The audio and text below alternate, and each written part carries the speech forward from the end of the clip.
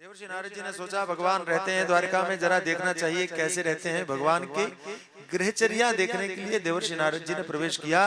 उन्होंने सोचा कि संसार के लोगों में झगड़ा होता है, भगवान के यहाँ 16,108 पत्नियां, फिर भी झगड़ा नहीं होता। क्यों? देखा जाना चाहिए, राज मालूम करना चाहिए। मैं आपको बताऊंगा कि वहां 16,108 है, फिर भी झगड़ा नहीं है।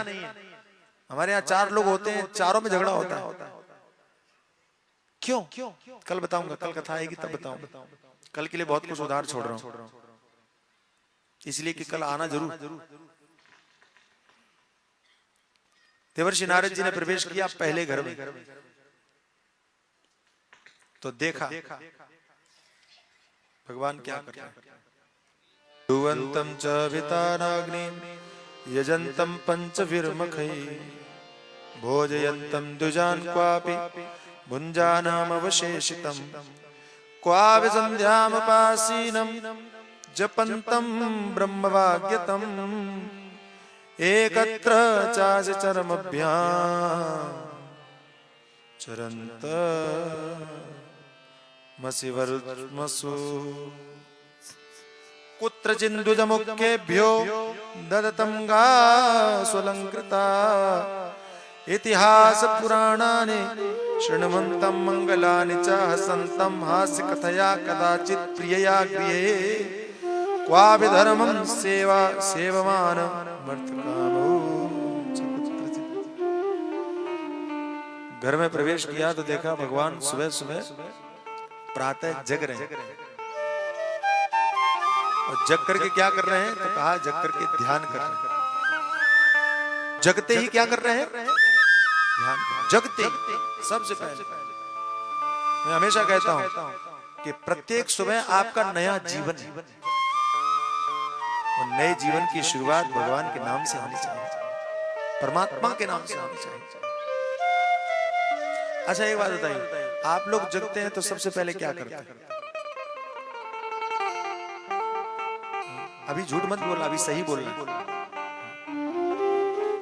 जब जगते हैं सबसे पहले आंख खुली नहीं कि सबसे पहले क्या कहते हैं?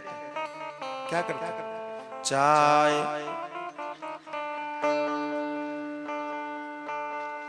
आजकल ये कलयुगी चरणामृत का बड़ा चलन हो गया। चाय मांगना सबसे पहले चाय। एक माताजी को मैंने देखा, रात में गैस चूल्हे पर चाय बनाने वाला पात्र रखने लगी। हमने कहा अभी चाय बनाओ? बोले नहीं। तो बोले सुबह की तैयारी।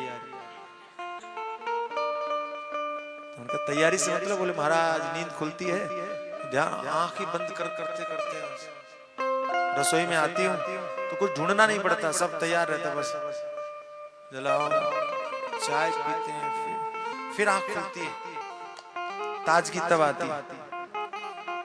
एक माता जी हमको कहने लगे महाराज हमारे वो जो है ना, अच्छा कई माताएं नाम नहीं लेती, पतियों का तुम्हारे नाम लेते? नाम नहीं लेते, क्या बोलते? ए जी, ए जी बोलती है ना? ए जी, सुनो जी। मैंने एक जगह कहा, उनका देखो भारतीय संस्कृति कितनी बढ़िया है, आज भी पतियों का नाम नहीं लेते। एक माता जी बोली क्या बोलते हैं? ए जी। बोले आपको ए जी का मतलब मालूम है? तो उनका इसका भी कोई मतलब है? बोले हाँ, उनको गधे तो कह नहीं सकते तो बोलते हैं अबे गधे। अच्छा अब ये ए जी बोले तो सावधान रहना आप लोग,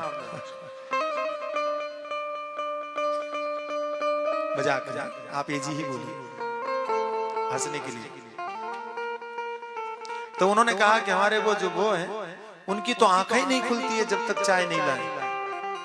चाय सुनते हैं तब आंख खोलते हैं। तो उन्होंने कहा अगले दिन चाय लेके जाना, आंखें में डालना, कान में सुनाने से क्या फायदा? जागते ही सबसे पहले चाय, गंदी बात है। कई लोग बोलते हैं बैड टी, मेरे लिए दुनिया की सबसे बुरी चाय बैड टी है वो। रात में सारी गंदगी जो बाहर निकली, गरम गरम चाय के द्वारा साहब अंदर वापस। गंदगी से इतना प्रेम है, गलत बात। अच्छा, सुबह उठते ही खाने पीने की चिंता तो पशु करते हैं, मनुष्य को उठ करके सबसे पहले भगवान को याद करना चाहिए। जागो, जागते ही सबसे पहला काम प्रातः स्मरामृत संस्फुरदात्मतत्त्वम्, आत्म तत्व का चिंतन करो, भगवत चिंतन करो। देखो आपका दिन कैसा जाता है। सुबह उठते ही अगर आप भगवान को याद करते हैं तो आप जरा ध्यान रखिए कि वो पूरा दिन आपका कैसे गुजरता है। जो प्रफुल्लता, जो प्रसन्नता, जो मस्ती, जो उमंग आपके मन में रहेगी, आप सोच नहीं सकते। लोग कहते हैं सुबह चाय पी करके ताजगी आती है, लेकिन पूरा दिन खराब कर देती है। और सुबह उठ करके भगवान को याद करो, पूरा दिन आपका ताजा रहेगा, प्रफुल्लित, थकान महसूस नहीं होगी। करके तो देखिए, भगवान सुबह सुबह स्नान कर रहे हैं। गंदगी शरीर मलायतन है, ये दे गंदगी छोड़ता है रात। सुबह सबसे पहले सफाई, भगवान को याद करके सफाई। आगे देखा भगवान क्या कर रहे हैं, जोवंत च विताराग्नि यजंतम पंचभिर्मुखै। भगवान हवन कर रहे हैं। हवन करना चाहिए, क्यों? देवताओं को अगर भोजन नहीं देंगे आप, देवताओं को भूखा रखेंगे तो भूखे देवता आपका कोई काम नहीं करने वाले। करेंगे? तो देवताओं का पेट भरने के लिए आप क्या करते हो? कुछ नहीं करते, और अपेक्षा उन्हीं देवताओं से करते हो। इसलिए प्रतिदिन हवन करें। यजंतम पंचभिर्मुखै, गृहस्थ आश्रम में रहने वालों को पंच यज्ञ जरूर करना चाहिए। और भोजनतम द्विजान को आप, भगवान ब्राह्मणों को भोजन करवाते हैं, ब्रह्म भोज करवाते हैं, संतों को भोजन करवाते हैं। और भुंजानम अविशेषितम, भगवान श्री कृष्ण उस भोजन के प्रसाद को फिर ग्रहण भी करते हैं।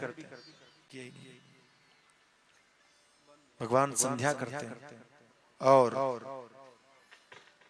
गोदान करते हैं। साथ साथ में इतिहास पुराणों को पढ़ते हैं। ये भी चीज बहुत सीखने लायक। आप नियम बना लो कि हमें गीता, भागवत, रामायण, वेद, उपनिषद कुछ भी पढ़ना है। भले आप एक पेज पढ़ो, लेकिन नियम बनाओ कि हमें पढ़ना है। पढ़ना भी है और बच्चों को सुनाना भी। दरअसल हमको खुद नहीं पता होता है, हम बच्चों को क्या बताएं। इसलिए पढ़ो भी और कहो भी। हसंतम हास्य कथया। वाह, भगवान अपने परिवार के साथ में बैठते तो परिवार के साथ बैठ करके हंसी की बातें भी सुनाते, चुटकुला भी सुनाते। हमारे घर से हंसी गायब हो रही है, ये भी हम महसूस कर रहे हैं। घरों से हंसी गायब हो रही है। आदमी दूसरों के साथ हंस लेता है, घर में नहीं हंस पाता। मुझे बड़ा आश्चर्य होता है, हंसने के लिए लोगों को लाफिंग क्लब ज्वाइन करने पड़ते हैं। इससे बड़ा दुर्भाग्य दुनिया में कुछ नहीं हो सकता। नकली हंसी हंसने के लिए लोगों को जाना पड़ता है। हंसी तो आपका स्वभाव है, उसके लिए भी नकली हंसना पड़ेगा, ठीक है? क्वा विधर्म सेवना और ध्यायन्तम एक आसीनम, भगवान आसन सिद्ध करके बैठते, ध्यान करते। अब एक बात बताइए, इनमें से कौन सा आचरण है जो हम में से आप लोगों को नहीं करना चाहिए? भगवान ने ये जितने काम किए, ये सब करने लायक है कि नहीं? है कि नहीं?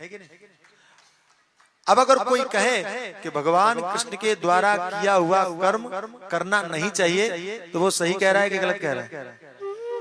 गलत कह रहा है। ये सारे आचरण करने योग्य। भगवान ने गीता में कहा, यद्यदा चरत श्रेष्ठ तत्तदेवे तरो जन सयत प्रमाणम कुरुते लोकस्तदनु वर्तते। बड़े लोग जैसा आचरण करते हैं, छोटे लोग पीछे देखने वाले वैसा ही करते हैं। जिन भगवान ने ये बात कही है, वे भगवान खुद गलत आचरण कैसे कर सकते? नारद जी ने पूछा, महाराज आप तो भगवान हैं, आपको ये सब करने की क्या जरूरत है? तो भगवान ने यही कहा, ब्रह्मन् धर्मस्य वक्ता हम कर्ता तदनुमोदिता। मैं धर्म को कहने वाला हूँ, इसलिए सब लोगों की दृष्टि मेरे ऊपर है। मुझे ऐसा आचरण करना चाहिए जो मुझे देखने वाले भी सीख करके कर सके।